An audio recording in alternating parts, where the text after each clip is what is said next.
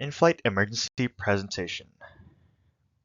Precautions to prevent emergencies. Well, we know that we can't exactly prevent emergencies. We can take the preventive measures so we can be safe and be well prepared for it.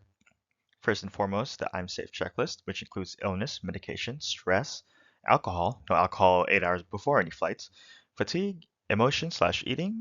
Make sure you're getting all your nutrients and feeling well and just being eating healthy in general. You don't want to have any complications while you're piloting command. Just know your personal minimums. If you don't feel like flying the plane, don't fly it. Don't put yourself or other people at risk. As for the PAVE checklist, which stands for Pilot, Aircraft, Environment, and External Factors. For the pilot, it's the I'm safe checklist. For the aircraft, it's airworthiness, registration, operating limitations, which is found in the pilot's operating handbook, and the weight and balance. Ensure all of these are in the aircraft. And aside from the arrow checklist, just make sure that, pre-flight your aircraft thoroughly. Make sure there's no damages. You have the right amount of oil. You have brake pads for your tires, for your landing gear. Make sure there's no damage in the airframe or no missing rivets or bolts. As for the environment, that's NW craft or NOTAMs, which is Notice Airman, weather, known ATC delays, runway lengths, alternates, fuel requirements, and the takeoff and landing distances. As for the external factors, that could be, pressure to perform, goal completion orientation, or the desire to impress. Now, the dangerous behaviors include anti-authority, impulsivity, invulnerability, macho, and resignation. As for anti-authority, make sure to follow the rules because they're almost always right. As for impulsivity, think first before you act. Invulnerability, it can and will happen to you. Macho, don't try to impress the people or, show them what you can do in a dangerous manner. And for resignation, never give up. Passenger briefing, the safety checklist.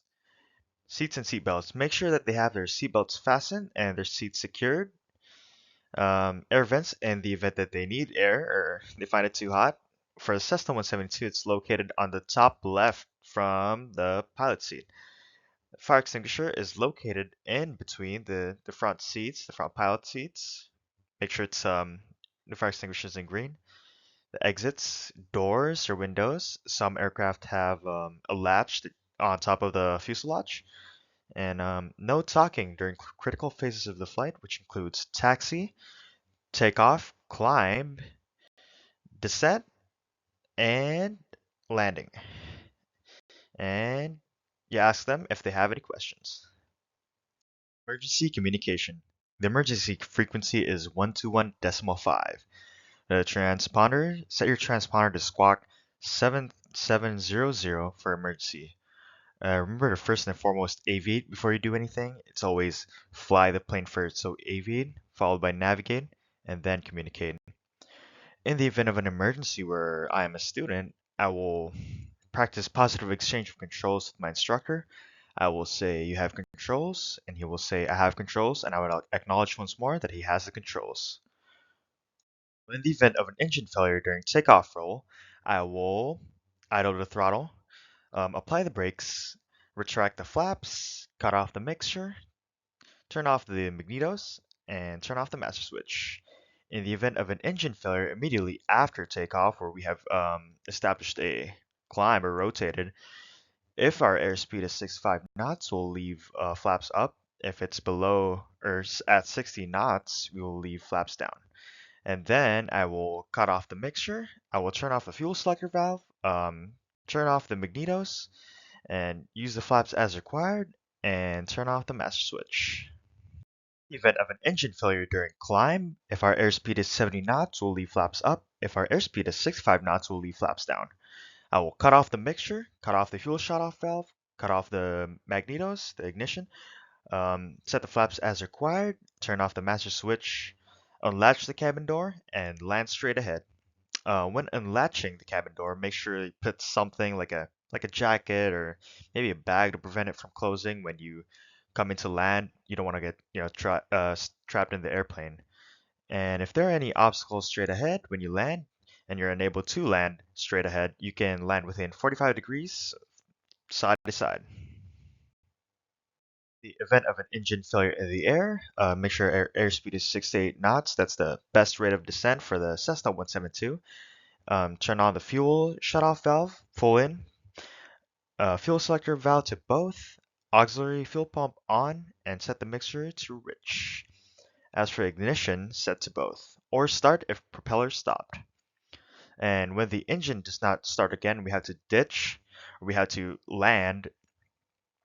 Set your radio to transmit Mayday on 121.5. Give your location and intentions. Make sure to squawk 7700. And also secure heavy objects in the baggage area. Set your flaps between 20 to 40 degrees. For your power, establish a 300 foot per minute descent at 55 knots. As for the approach, high winds, heavy seas, into the wind. If it's light winds, heavy swells, parallel into the winds. In the event of an engine fire during start, I will continue cranking the ignition switch, and if the engine starts, I will set the power to 1800 RPM and shut down the engine. If the engine fails to start, I will full open the throttle, which means push it all the way in, cut off the mixture, continue cranking the magnetos, turn off the fuel shut-off valve, pull full out, and turn off the auxiliary fuel pump. I will secure the engine, turn off the master switch, turn off the ignition, evacuate the airplane, and extinguish the fire. Overpriming is one of the leading causes of engine fire in the ground or in the engine. You're putting fuel in the cylinders, and in which the fuel to air ratio has more fuel than air, and the fuel won't ignite. The excess fuel might get splashed by the piston when starting. The splashing creates a small fuel to air ratio in which it ignites, then a fire. The ignited fuel can exit through the exhaust manifold through the fireproof exhaust system. The splashed fuel can also exit through the intake manifold. The ignited fuel might run down to the carb or the fuel injection assembly. The fuel can burn through them, which will ignite the big amount of fuel. In the event of an engine fire in flight, I will cut off the mixture. I will set the fuel shut-off valve to off, set the auxiliary fuel pump to off, turn off the master switch, turn off the cabin heat and air, make sure the airspeed is at 100 to 163 knots indicated airspeed to extinguish that fire, and execute a forced landing. For fire inside the cockpit, first and foremost, I will practice a positive exchange of controls. Since I'm the student, I will have my instructor take controls. I will say, you have controls. He will acknowledge that I have controls, and I will acknowledge him once more that he has controls. I will unlatch the fire extinguisher located in between the seats of a Cessna 172, and I will aim it at the base of the fire, pull the pin, and extinguish that fire. In the event of an electrical fire in flight, I will turn off the master switch, I will close the vents, cabin air, and cabin heat. I will activate the fire extinguisher by taking out the fire extinguisher in the middle of the seats in a Cessna 172. I will release the pin and aim it at the base of the fire. Circuit breakers are a good way to identify the cause of an electrical fire. If a circuit breaker pops out, it's best to leave them out. Don't try to push them all in. Circuit breakers help prevent electrical problems from disabling the aircraft or its electrical system. Resetting a popped one may make things worse. CFR Part 830 covers all of the requirements for incident or accident reporting. References: Cessna 172 Pilots Operating Handbook or POH. Bold method: what causes an engine fire during start?